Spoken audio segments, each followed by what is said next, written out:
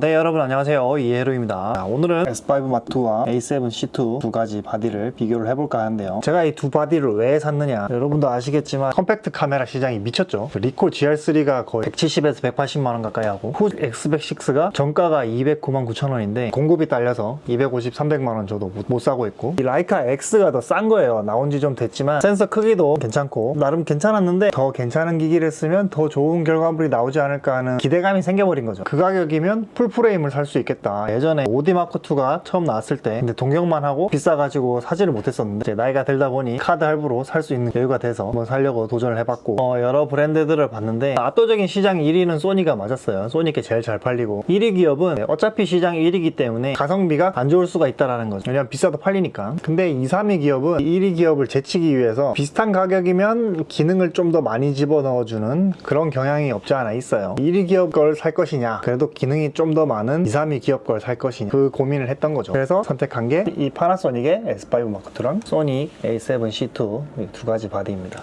둘 다 사보고 비교를 해봤는데, 일단 제가 제일 중요하게 생각했던 건 가성비였어요. 아시다시피 카메라는 휴가 가기 전 이런 시즌에 가장 카메라 가격이 비쌉니다. 저는 6월, 7월 이때 샀는데 A7C2 바디만 가격이 그때 당시만 해도 215에서 220 정도 줘야 됐어요. 물량도 약간 딸려가는 것 같았고, S5 Mark2는 이게 180만 원이었어요. 이게 원래 출시됐을 때는 그렇게 인기가 없었다가 펌웨어 업데이트가 되면서 AF가 좋아져가지고 최고의 가성비 바디라면서 메모리 시가 마르기 시작했죠. 그런데도 가끔씩 메모리 올라오는데 이게 3, 40만 원이 쌌어요. 다행히 저는 이제 집 근처에 메모리 떠서 구매를 했고 180만 원 정도에 구매를 하고, 지금은 S5 Mark2 X로 업그레이드를 한 상태긴 합니다. 지금은 오히려 A7C2가 가격이 내렸어요. 205만 원, 210만 원 이렇게 구할 수가 있고, S5 Mark2는 190, 200 뭐 이렇게 가격이 올렸더라고요. 오히려 지금은 가격대는 비슷한 수준이다 라고 생각하시면 될 것 같고, 제 기준에서 가장 좀 중요하게 생각하는 건 색감이었어요. 후지필름이 인기 있는 이유가 색감 때문이잖아요. 그걸 따라하려고 소니도 크리에이티브 룩스나 이런 걸 넣어주고 하는 건데, 제 기준에서 이 A7C2는 크리에이티브 룩스를 넣어서 수치를 조절하더라도 뭔가 이쁜 색감을 잡기가 굉장히 쉽지가 않았어요. 약간 좀 차갑게 나온다고 해야 되나? 근데 이 S5 Mark2는 그냥 스탠다드로 그냥 찍어도 이쁜데 이런 느낌이 들고, 파나소닉에서 기본 럿을 제공을 하거든요. 그걸 다운받아서 넣으니까 좀 이쁘게 많이 나오더라고요. 퓨 발색이 S5 Mark2가 훨씬 더 좋았어요. 근데 이제 소니는 관용도가 높다라고 하죠. 거의 대부분의 카메라 회사가 소니 센서를 쓰는 만큼 센서 성능이 좋은 건 맞기 때문에 또 많은 정보를 받아들이긴 해요. 그래서 만약에 후보정에 자신 있다면 S5 Mark2를 추천드리고, 럿을 넣어서 그냥 간편하게 사진과 영상을 촬영하고 싶다면 S5 Mark2가 더 괜찮은 것 같습니다. 화소수는 A7C2가 더 많은데, 사진 같은 경우에는 인화할 거 아니면 크게 영향은 없고, 영상은 오히려 화소수가 낮을수록 좀 부드럽게 표현이 돼가지고 영상 전용 바디들 보면 화소수가 다 낮죠. 크게 화소수는 고려하지 않았습니다. 그 다음은 손떨방인데, 이게 파나소닉이 손떨방이 좋을 수밖에 없는 게 이 경통 사이즈 자체가 워낙 커요. 보시면 육안으로 봐도 어느 정도 차이가 있죠. 이게 크면 클수록 이렇게 센서가 움직일 공간이 많은 거예요. 까딱까딱 거리는 소리가 크죠.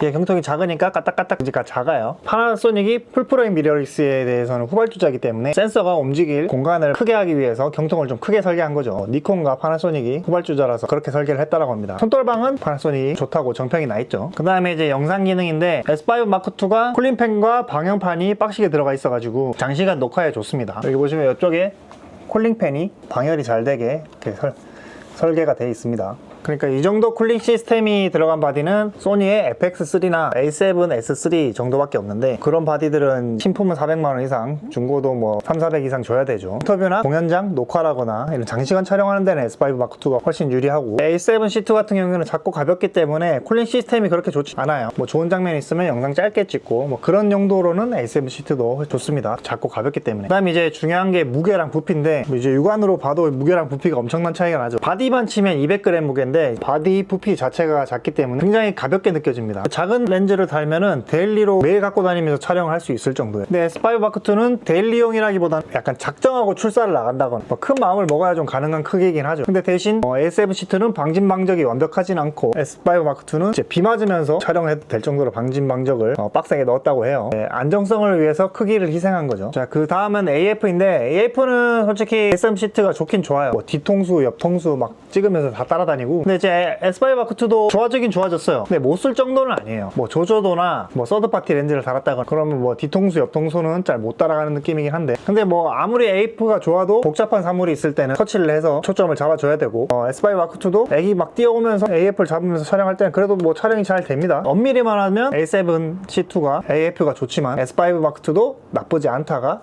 제 의견이에요. 자, 다음은 렌즈군인데, 렌즈군은 솔직히 소니가 훨씬 좋긴 합니다. 선택권이 많아요. 이제 뭐 작고 가벼운 렌즈, 뭐 크고 무거운 렌즈, 적당한 무게, 적당한 크기에 엄청 비싸고 좋은 렌즈, 선택권이 엄청 많죠. 그리고 소니는 많이 사고 많이 팔기 때문에 렌즈 구하기도 쉽습니다. 근데 파나소닉도 렌즈가 또 없는 건 아니에요. 뭐 각 화각마다 있긴 있어요. 또 시그마는 자사 바디 중에 뭐 시그마 FP라고 L마운트 바디가 있기 때문에 무조건 시그마는 L마운트를 내고 있고요. 삼양도 최근에 L마운트 들어왔죠. 없는 건 아닌데 좀 더 소니가 렌즈 선택권이랑 가성비라든지 여러 가지 조건에서 유리하죠. 이거는 조금 잘 안다, 본인이 쓸 렌즈가 딱 정해져 있다 라고 하면은 파나소닉도 나쁘진 않을 것 같은데, 뭐 이 렌즈 저 렌즈 써보면서 체험을 많이 해보고 싶다라고 하면 소니가 훨씬 더 낫다라고 말씀드릴 수 있을 것 같습니다. 초보 같은 경우에는 더블 렌즈 킷이죠. 50mm 1.8에 2060 렌즈 두 개 정도면은 대부분의 상황에서 촬영이 가능하고 커버 가능하지만, 그래도 이제 소니의 신제품 렌즈가 출시되면 부럽고 가지고 싶고 그런 거는 어쩔 수 없는 것 같아요. 자, 결론입니다. 경박 단소를 원한다면 소니 가시는 게 맞습니다. 이거는 뭐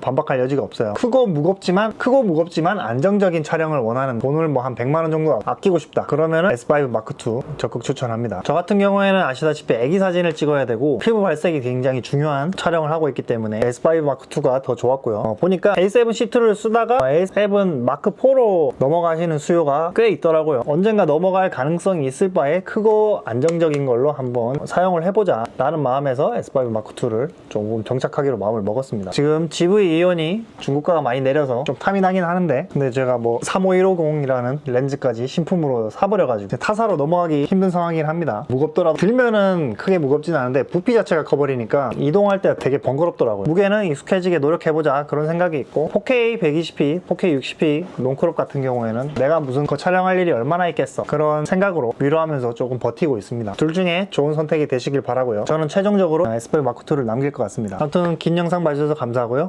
오늘도 의미 있는 하루 되시길 바랍니다. 그럼 빠이!